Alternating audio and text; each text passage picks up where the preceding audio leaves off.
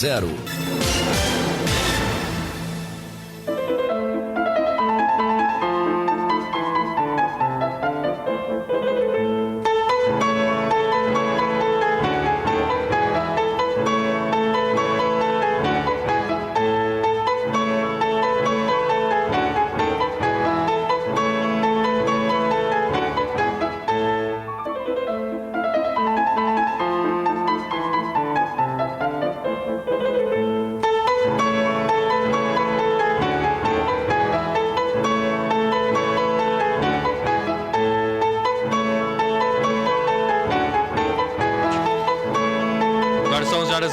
Minutos e 13 graus a temperatura em Foz do Iguaçu. Muito bom dia, começando agora o programa Contraponto, a Voz do Povo, aqui pelos 820 AM da Rádio Cultura de Foz do Iguaçu para todo o oeste do estado do Paraná, Paraguai, Argentina e todo o planeta, pelo radioculturafoz.com.br, nesta quinta-feira, 7 de julho de 2016, dia de Santo Vilibaldo. O bispo Vilibaldo construiu sua catedral, fundou um mosteiro e, sobretudo, controlou rigorosamente todos os outros que ali existiam, por determinação de Bonifácio. A partir de então, iniciou uma experiência nova, a de evangelizar itinerante, colocando-se frente a frente com os fiéis, que aos poucos iam se convertendo ao cristianismo. Essa é a história de Santo Vilibaldo, que foi bispo.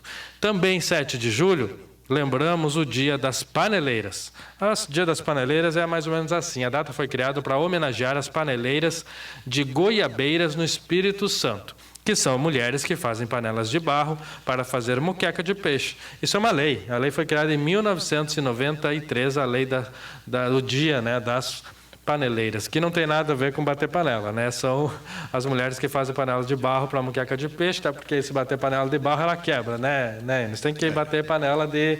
Não é bater a panela, é mexer a panela. É mexer a moqueca. Em 7 de julho, lá em 1865, Mary Surratt foi a primeira mulher a ser executada nos Estados Unidos e ela foi enforcada. Em 1912, o primeiro jogo de futebol entre o Flamengo e o Fluminense foi realizado no Rio de Janeiro. Salve pro Eli. Em 1930, morreu aos 70... O Eli é engraçado, que quando o Flamengo perde, ele nunca assiste. Ele nem lembra do jogo no outro dia. Ele só assiste quando ganha. De repente, ele tem que começar a assistir todos, né? Porque daí ganha.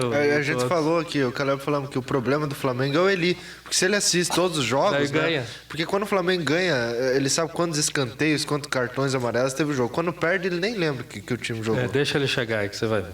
Em 1947, um disco voador que teria caído na cidade de Roosevelt, nos Estados Unidos, provocou um dos maiores mistérios do século, que é o caso Roosevelt, né? Em 47, que, se não me engano, é quando eles... Daí teve toda aquela história deles capturarem um ET que ficou na área 51, 55, né? Até pouco tempo atrás, tinha um vídeo de uma autópsia no corpo do ET, e daí depois descobriram que o vídeo era uma farsa, né? O ET era um boneco e tal, e não, mas o caso Roosevelt é conhecido e até hoje não se sabe exatamente o que aconteceu. Mas a Hillary Clinton, se ganhar, ela disse que vai abrir. Você vê uma coisa, ela abriu aquele baú lá.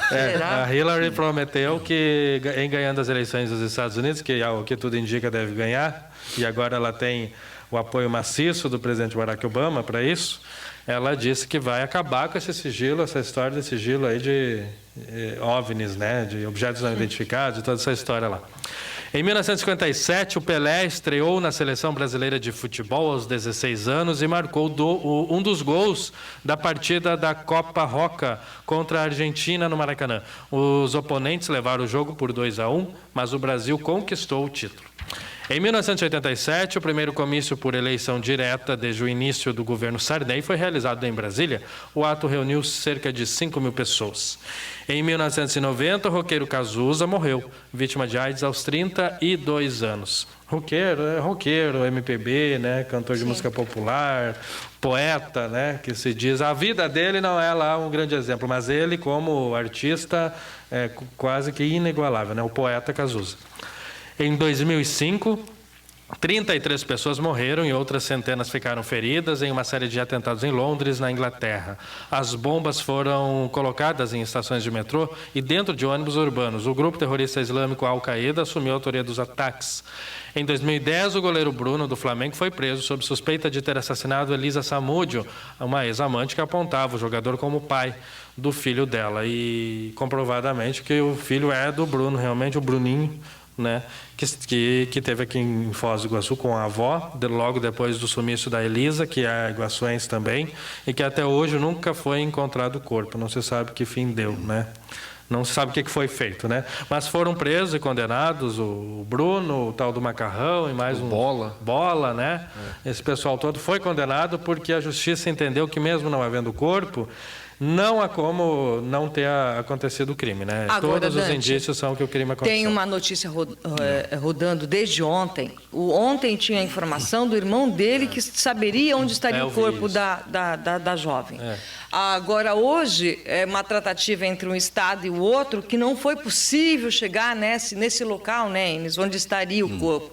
Então, a gente, assim, o leigo aqui do outro lado fala assim, mas por que não pega o rapaz e não leva lá para ele mostrar o local? Daí fica aquela confusão, tá num estado, daí tá no outro, porque o corpo foi... Entendeu? Fica essa coisa aí, daí a gente, o leigo, ouvindo tudo isso, a gente fala assim, pega o rapaz, leva lá para ele mostrar o local, a área, onde foi enterrado. Não é verdade, essa coisa? Mas acho que não sabe nada. Tanto é que há uma série de informação de que ele estaria tentando ganhar, assim, uma popularidade, tal no coisa. Caso. No caso, que na verdade ele não sabia de nada, né? Eu acho que não sabe. Mas... pelo sim, pelo não, a polícia realmente devia pegar o caboclo, assim, onde é que está o negócio? Ué, como é que é isso? E se mentiu, é informação falsa de crime, que também é um crime. Sim, porque é uma fala que ele está fazendo. Agora, é um absurdo para a justiça brasileira, até hoje, não localizar o corpo de uma pessoa que já prendeu pessoas acusadas de ter praticado o crime, né? E que até agora não se acha o corpo. É um crime, como que a gente fala, Júlio? Quando não encontra o corpo da vítima e pessoas... Tem uma fala ali jurídica que eu não me lembro muita bem. Gente presa, muita gente já morta até. E o caso está lá, escuro como antes. Agora também esse caso acabou com aquele negócio de se não há corpo, não há crime, né? Ali, nesse caso, não há corpo e há crime, né? A justiça entendeu, a polícia investigou e constatou que o crime aconteceu. Eles só não acharam o corpo. Para quem não lembra, relembrando o caso, há poucos dias a gente viu matéria nacional da mãe da Elisa, que está com um bebê, né? Está morando com a avó, ela tem lá no Mato Grosso do Sul, né? Ela tem pouco, não quer falar muito com a imprensa, tem se afastado da mídia com relação... Depois do ocorrido, ela se afastou totalmente da mídia, está criando o bebê. O pai da Elisa, que até então morava aqui no Porto Meira, a gente sabe de cor salteado o endereço, porque a gente... Nós fomos lá na época, lembra? A gente foi lá na casa, chegamos a falar com familiares. Depois disso, saiu um mandado de prisão para ele está fora do país. Nós temos conversado, vez ou outra, com o advogado dele, Dr. Sérgio Barros, que continua sendo advogado nesse momento, a respeito de uma suposição de um caso aí que ele responde. Então, o pai da Elisa está ainda foragido, pelas informações, não voltou ainda para Foz do Iguaçu, que seria o local de moradia dele, até então ao crime no Porto Meira. 11h10. Júlio, dá uma olhadinha na cotação do dólar hoje para a gente, que a dona Florinda, ela é lá de Santa Terezinha de Itaipu e está querendo saber a cotação, hein? Vamos, em 2014, para terminar, o Ray Wellen, dirigente do MET, que é uma empresa ligada à FIFA, foi preso no Rio de Janeiro. Isso foi na Copa do Mundo do Brasil, né? Por fazer parte da máfia dos ingressos, que encarcerou outros 11 cambistas, né? Ou seja, lembra dessa história? Ele foi preso, se não me engano, no Copacabana Palace, inclusive. Eles pegavam ingressos da Copa e revendiam por um preço mais ou menos umas 5 vezes maior, né? E aí embolsavam, né, o dinheiro. E gente ligada dentro da FIFA fazendo isso, né? É uma corrupção enorme dentro da FIFA também. Dólar, né? 13,33 hoje. 13,33 a cotação. Essa é a cotação da Bolsa de Valores, né? Que é a cotação oficial. Nas casas de câmbio varia um pouco e no Paraguai mais um pouco. Se você entrar no site de compras no Paraguai, vai estar o preço que está sendo realizado hoje, lá aqui, né, nesse momento, ali nas lojas do Cidade do Leste, que fica sempre mais caro, né? Que é o chamado dólar paralelo, né? São alguns pontos acima dessa cotação, porque essa cotação é oficial, né? No Paraguai, 3,39. 13,39, já tá razoável, né? Para quem estava 3,20 na segunda, na segunda-feira. Para quem chegou a 4,20 no início do ano, né? Já está aí R$1 a menos. Matéria hoje na Agência Brasil da Casa da Moeda falando dessa questão aí do dólar, que pode voltar novamente a subir, contanto que já está demonstrando aí que, né, nas últimas. E esse caso de futebol aí que você falou, Dante, ontem foram presas várias pessoas numa operação da Polícia Federal contra um esquema de manipulação de resultados aqui no Brasil, de jogos, e são jogos aí de menor expressão, por exemplo, segunda divisão do Campeonato Paulista, Campeonato Carioca, esse tipo de coisa. E foi contratada uma agência aí que também investiga isso em outros países, onde é bem mais comum, né? E observaram aí movimentações estranhíssimas nessas partidas de pouco apelo, né, seu Endes? E uma movimentação intensa de apostas nessas partidas aí que ninguém assiste praticamente. E inclusive um jogo de uma equipe que tinha perdido apenas um jogo por mais de 2 gols de diferença. Acabou o primeiro tempo 1-0 para o time. No segundo tempo começou uma movimentação intensa de apostas. O jogo acabou 9-0. Aí houve, claro, 9-0. O time não estava fazendo uma bela campanha, inclusive tinha vencido São Paulo na competição, campeonato sub-20, e aí no segundo tempo de 1-0 foi para 9-0. E coincidentemente, o número de apostas também aumentou de um jeito muito grande também. Então, muita gente presa ontem, acusada de manipulação de resultados aqui no futebol. O jogo comprado, né? Exatamente. Isso aí é aquela história do juiz ladrão, às vezes é verdade. Então. Não, esse aí não é com o juiz, esse aí é com os times mesmo. Os times se combinam para... Mas o juiz tem que estar no meio ali também, não tem? Para dar certo bem o negócio ali, né? Não necessariamente, né? Nesse caso não. Não necessariamente. Ele é neutro. O juiz é neutro. Os times é que fazem. Mas na hora, será que ele não percebe que está vendo alguma coisa estranha? Mas ele não pode fazer nada. O que ele pode fazer? O que ele pode fazer? Sei lá, né? Mas aí a gente vê, né, que não tem jeito. É o procedimento do time, o jogador não tem aceitou. Jeito. E no primeiro... E no campeonato também de primeiro escalão, deve ter algumas coisas erradas também, né? Daqui a pouco aparece. Há suspeitas, né? A delegada que investiga o caso diz que há suspeitas na Série A. Porque eles pegam esses jogadores aí, sub-20, que ganham um salário muito pequeno, e aí você chega com uma oferta de oferecendo para ele perder um jogo, ele vai aceitar, né? Pelo triplo do salário que ele recebe para entregar um jogo. Eu acredito que aconteça muito isso. E está sendo investigado bastante aí essa questão. Principalmente os asiáticos estão apostando muito nos jogos do futebol brasileiro. Eles têm comprado, né? Muito jogador brasileiro também. Para ir para jogar lá na China e tal. Querem melhorar lá o desempenho dos times asiáticos, né? Que tem pouca expressão, né, ultimamente. Mas querem formar aí bons times, porque dinheiro eles têm para montar clube, né? 11 horas e 14 minutos. E 14 graus a temperatura. Como é que fica o tempo, Júlio Afonso? Olha só, Dante, deu uma esfriada, né? E a previsão é que não chova, pelo menos até sábado. E a temperatura deve aumentar um pouquinho aí no fim de semana. Hoje a mínima de 6 graus, né? Para quem acordou cedinho viu que estava bem frio realmente. Amanhã a temperatura mínima será de 8 graus e aí no sábado sobe um pouco para 12 a mínima. E aí, no domingo, a partir de domingo, é esperada novamente pancadas de chuva aqui na cidade de Foz do Iguaçu, mas a temperatura deve subir, pelo menos, a partir de domingo com a chuva. Muito bem, são 11h15 e a Destro atua no mercado de alimentos e construção há 50 anos aqui em Foz do Iguaçu. E tá aí com uma baita promoção toda essa semana, revestimento Eliane acetinado bege, 25 por 33, está 12,90 o metro quadrado. O porcelanato Delta, 54% retificado, está 28,90 o metro quadrado. A argamassa JD ACA1, R$ 8,50. O forro de PVC de 7 milímetros, branco gelo, R$ 10,90 o metro quadrado. Então visite a Destro, confira outras promoções de todo o showroom da loja. A Destro fica na Rua José do Patrocínio, esquina com a Rua das Missões, ali na Vila Portes. O telefone é o 2102-2500. São 11h16, 14 graus a temperatura em Foz do Iguaçu, tem sol, né? A neblina estava forte hoje pela manhã, no início da manhã, neblina bem forte, daí depois saiu a neblina, abriu o sol e agora deve se elevar aí a temperatura, pelo menos, né? Enes Mendes da Rocha. Olha, o novo boletim da gripe no Paraná não é nada alentador, hein? É uma coisa que assusta, né? Os dados, os registros, né?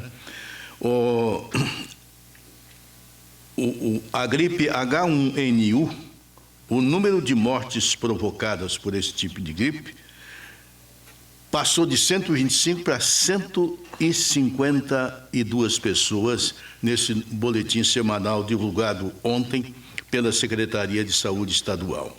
E ela foi mais além ainda. Ela agregou outros tipos de morte por tipos diferentes de gripe. Por exemplo, a influenza. O novo boletim contabiliza 168 óbitos e 203 outras mortes confirmadas por síndrome respiratório aguda, né? Enfim, somando tudo isso, são quase 500 pessoas mortas por conta de algum tipo de gripe no estado do Paraná. É um número assustador esse. A chefe do Centro de Epidemiologia da Secretaria Estadual de Saúde, a doutora Júlia Cordelini, ela disse o seguinte, que a Secretaria está enviando às regionais do Estado pessoas para exatamente servir de orientação, de trabalho, enfim, que ombreiam com as secretarias, aliás, com as regionais, né? Um trabalho de orientação, de combate, enfim, né? de exatamente evitar que esse número ele cresça nas regionais. E ela reforçar, por exemplo, a capacitação dos profissionais de saúde e por aí afora. Mas ela cita, por exemplo, o caso específico de Foz do Iguaçu. Foz do Iguaçu é a 9ª Regional de Saúde, não é isso? Isso, 9ª. Então, aqui na 9ª Regional de Saúde de Foz do Iguaçu, que já contabilizou 23 mortes, né, por H1N1. Olha, é um número... Depois da Regional Metropolitana, que fica em Curitiba, Foz do Iguaçu é a 2ª. Não é uma posição, digamos assim, invejosa, né? É uma posição que preocupa. Essa preocupação é tão grande que a Secretaria de Saúde, através desse departamento, dirigida pela doutora Cordelini, está enviando, provavelmente, ela não diz aqui que está enviando especificamente para Foz do Iguaçu. Ela está enviando pessoas para capacitar os demais profissionais locais para todas as regiões. Mas a grande preocupação da Secretaria de Saúde é exatamente com Foz do Iguaçu. Em Foz do Iguaçu. Será que tem a ver com a região da fronteira, alguma coisa assim? Já estava esperando, né, um surto aí de gripe A, principalmente por causa de São Paulo, né, que começou a registrar até antes de começar a fazer frio, uma epidemia de gripe, né, de gripe A. Em São Paulo, esperava que chegasse no Paraná. Eu acho até que não chegou com tanta força que se esperava, mas é que o Paraná se precaveu, né? A Secretaria de Saúde do Estado pediu antecipação nas vacinas de gripe, lembra disso, Enes? E até reforço, né? Pediu reforço, com uma semana até de antecedência do que seria o previsto e vacinou a população de risco, né? E eu acho que isso ajudou um pouco, mas ainda os casos de gripe, eles são grandes. Aí tem a constatação da morte por gripe, ela tem dificuldade também do registro, porque a gripe acaba afetando o sistema respiratório, então às vezes as pessoas acabam entrando em óbito por outros motivos, que é decorrente da gripe, né? Mas acaba sendo registrado como outro motivo, né? Como sistema respiratório principalmente, né? Até pneumonia, né? Esse tipo de coisa. 11h20 e 14 graus agora. Tem um WhatsApp aqui. Aliás, o público pode participar do WhatsApp através do 9827-8200, deixar o seu recado que a gente vai ler ao vivo. O Grilo da AKLP fala o seguinte: não adianta nada fazer levantamento da H1N1. Se a vacina funciona, por que não vacina toda a população? Essas mortes são culpa do governo. Essa é a opinião aí do Grilo da KLP, reclamando que não botam todo mundo para vacinar. Que geralmente também essas mortes que acontecem no grupo de risco, né? O grupo fora de risco, a constatação de morte por gripe é menor. E esse grupo ele é vacinado, mas morre em decorrência de outras complicações que acabam até. Às vezes a pessoa tem já uma complicação, de saúde, né? E acaba pegando a gripe, que aí acaba morrendo por causa disso, dessa complicação que acontece. Por que não é a população inteira vacinada, né? Explicou para nós, a coordenadora de epidemiologia de Foz do Iguaçu, não é por que existem os grupos de risco, né? Aquelas pessoas que estão fora do grupo de risco, elas têm mais condições, têm uma imunidade melhor, mais jovens, né, de sair da gripe, né, de sair da situação de gripe sem uma complicação. As pessoas que estão no grupo de gripe é porque tem realmente uma chance, o grupo de risco é porque tem uma chance maior de acabar tendo uma complicação, né, porque são muito novos, né, como crianças, ou são mais velhos, né, que daí já tem algum problema de saúde, ou então aquelas pessoas que já têm alguma doença crônica que uma gripe poderá agravar a situação. A pessoa que está fora do grupo de risco, os jovens aí entre 20 e poucos anos até 60, né, elas já têm uma imunidade melhor para sair desse quadro e não acabar se complicando. É por isso que existe o grupo de risco, né? Cida. Bom dia, vamos lá, Dante, com os destaques. Dia movimentado hoje, né? Dia movimentado em Foz do Iguaçu. Josué Caleb vai trazer a questão e o trabalho que faremos no período da tarde com relação à Câmara de Vereadores. Nessa sessão do período da tarde, estaremos com linha direto da Câmara de Vereadores, o Caleb estará fazendo flashes aqui para a Rádio Cultura com relação à votação da CPI. O Igor Kramer, nessa postagem pelo site e pelo Facebook da Rádio Cultura, atualizando nas redes sociais, para a gente poder acompanhar essa movimentação, então, da Câmara de Vereadores. E hoje decide se abre comissão processante contra o prefeito ou não, né? Exatamente, Caleb. Exatamente. A sessão extraordinária deve começar às 4h30 e a denúncia deve ser lida já no início da sessão ordinária, previsto o horário às 5 horas da tarde. A expectativa também é para que hoje a Câmara esteja lotada. Já são várias entidades de Foz do Iguaçu que estão se mobilizando para comparecerem à Câmara para pressionar os vereadores, pedindo o afastamento cautelar, que é o que vai ser votado também, e junto à comissão processante. Na verdade, é pedido de comissão processante com afastamento cautelar. Se não tiver a abertura da comissão processante, o afastamento também fica nulo, né? Então, o pedido principal é a abertura do pedido de abertura, o pedido principal é a abertura da comissão processante. Entre as entidades que devem estar lá na Câmara Municipal é a APP Sindicato, que é o sindicato da rede estadual de ensino, já se mobilizando nas redes sociais, fazendo o chamamento para que os membros ali do sindicato, as pessoas que são afiliadas ao sindicato e também a população, eles fazem esse pedido para comparecer lá na Câmara. Então, hoje a expectativa é de que realmente esteja lotada a Câmara, diferente o último pedido de comissão processante que entrou na Câmara estava vazia. Poucas pessoas acompanharam, foi um pouco antes da abertura da CPI, que está acompanhando a Operação Pecúlio da Polícia Federal. Mas essa parece que vai ter uma articulação política aí para lotar o plenário de pessoas contra, né, a favor, né, e contra também, assessores, e o pessoal ir para lá, né, tentar lotar o plenário, fazer barulho. Deve acontecer. É verdade. São 11h24. E a gente, na medida do possível, assim que os vereadores foram entrando ao plenário, é claro que antes da votação, já discutimos hoje em pauta de manhã aqui na nossa reunião de pauta. Uma parcial, né? A gente ia ouvindo cada um sobre a sua posição e por que sim e por que não, né? Para a gente saber também. Então, a gente já começa com esse trabalho também dos vereadores, assim que eles chegarem à plenária, né? Agora, o rito fica por conta do presidente da casa, o vereador Fernando Duso, mas provavelmente vai ter que ser lida mais uma vez a denúncia, que é praticamente o relatório parcial que foi feito na última terça-feira. Então, terão os que forem para a Câmara, terão que ter paciência aí para ouvir toda a leitura, né? Mas acho que não precisa reler, né? Já foi lido. Porque agora a denúncia seria um objeto diferente do relatório, né? Exatamente. A denúncia é diferente. Vai ter que ler. Vai ter que ler tudo. Vai ter que ler, né? Só disponibilizar publicamente a denúncia não dá, tem que fazer a leitura. Provavelmente vai ter que ler. E se bem que é menor, né, do que o relatório. Não deve demorar tanto. Não tão menor assim, mas é um pouco 30 menor. páginas, não foi? Que ontem eles falaram que foram 30 páginas. A outra tinha 36, né? Então quase o mesmo tamanho. Bom, aumenta a letra ali. 11h25, então, a gente acompanhando, mas se passar, se for aprovada a comissão processante, vai ser bem apertado, viu, Enes? Precisa de 10 votos, né? Se passar, vai ser ali uma votação bem apertada. São 2/3, né, da casa. Nós Não vai continuamos ontem à tarde tentando ouvir os vereadores para saber até a opinião. A maioria não quis atender, ou estavam em reunião, ou estavam com o telefone E hoje também, desligado. Caleb. E hoje de manhã. Eu consegui falar com o vereador Rudinei de Moura via WhatsApp. Ele disse que tinha muita coisa a pensar, porque, segundo ele, o prefeito Reni Pereira atendeu a maioria dos pedidos que ele fez, principalmente para o bairro Jardim Jupira, então ele tinha que pensar nessa situação. Ele não tinha decidido o voto até ontem à noite.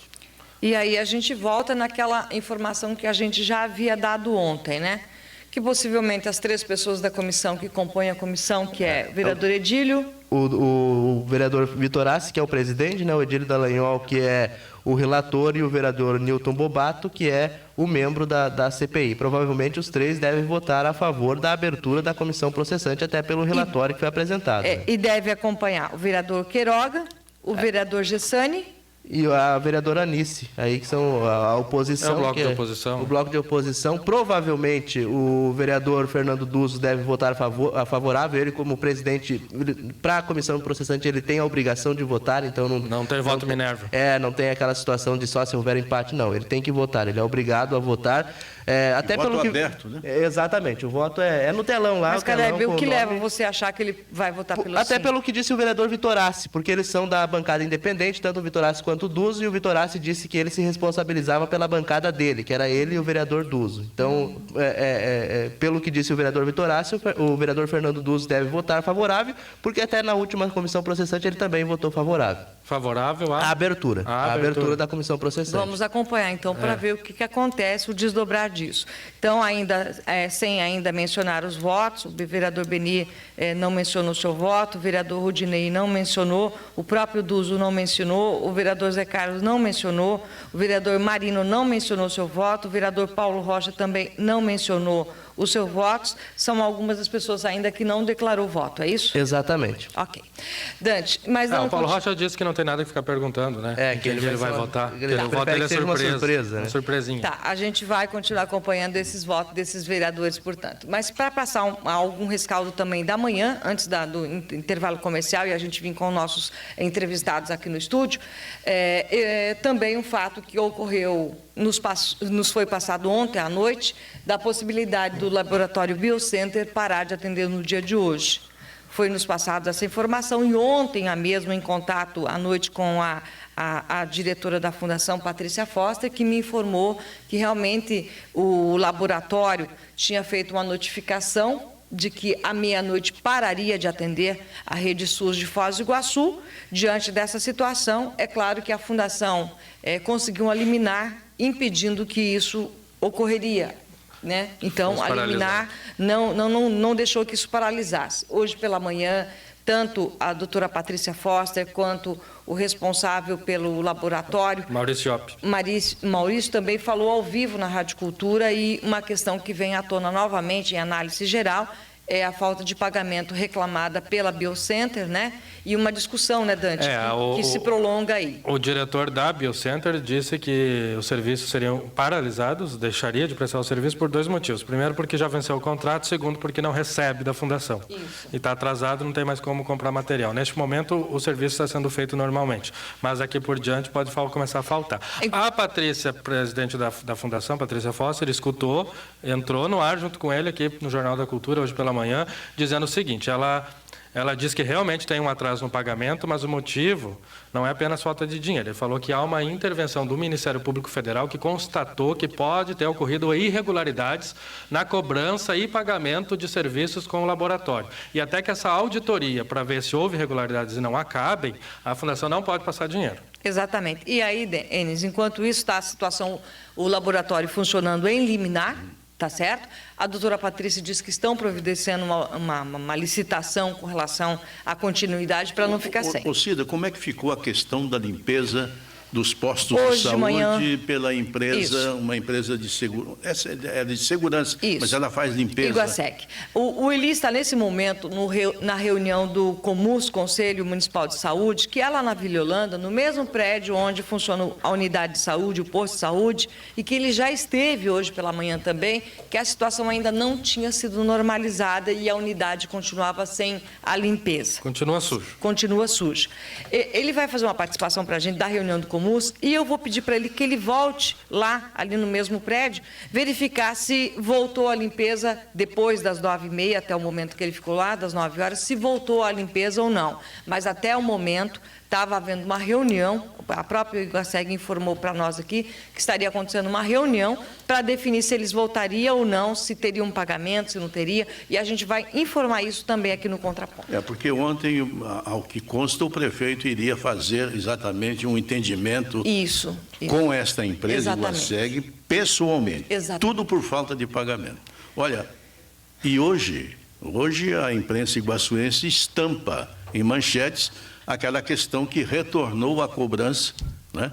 E agora a cobrança ela é, digamos aí, provocada pelo Ministério Público daquela dívida que o município deve ao Hospital Costa Cavalcante, de 12 milhões é a passada. Mas essa dívida não é coisa de agora, deste ano, isso vem desde junho de 2015. Exatamente. Está se protelando, e agora o município tem aí um espinho danado no calcanhar, que é uma multa diária pessoal. Isso. Pessoal ao prefeito de R$100 mil.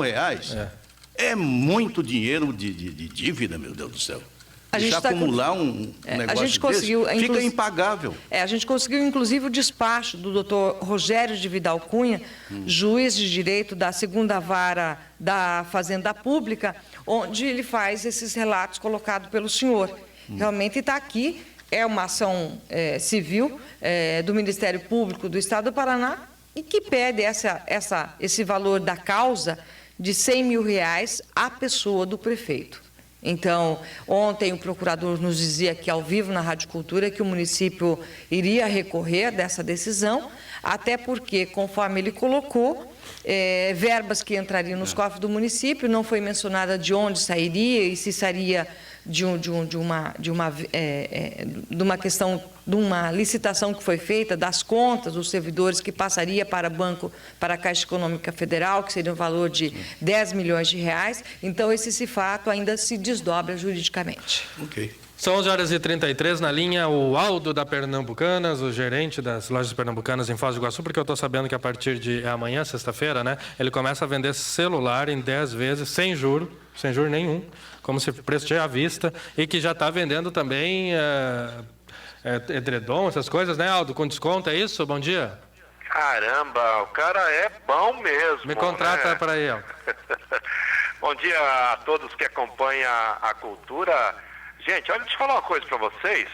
Ô Dante, amanhã mesmo, gente, amanhã começa a maior liquidação na linha de telefonia celulares, na linha de smartphone, aqui na Pernambucanas de Foz.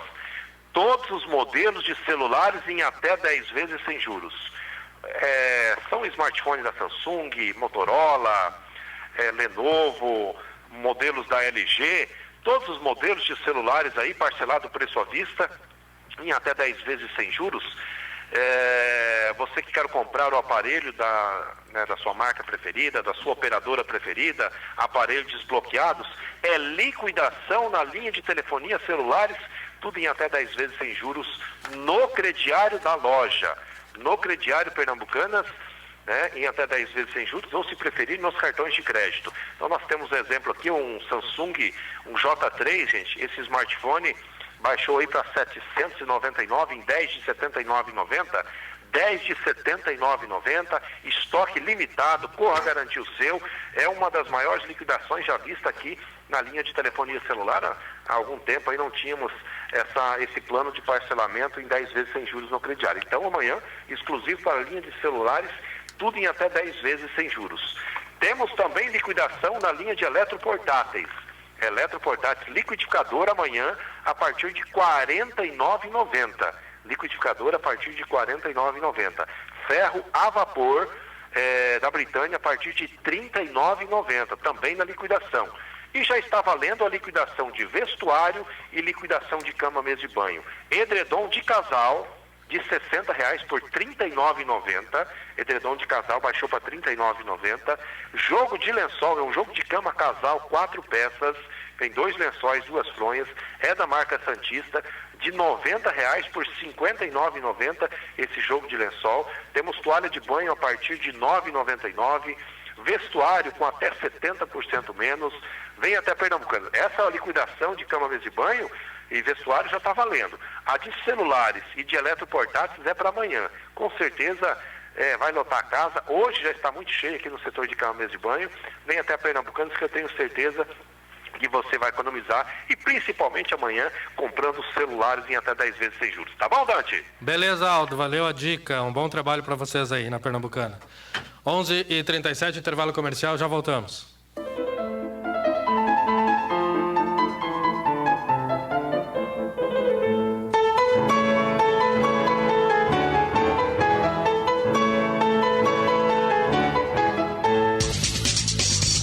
A Cultura de Foz está apresentando programa Contraponto, a voz do povo.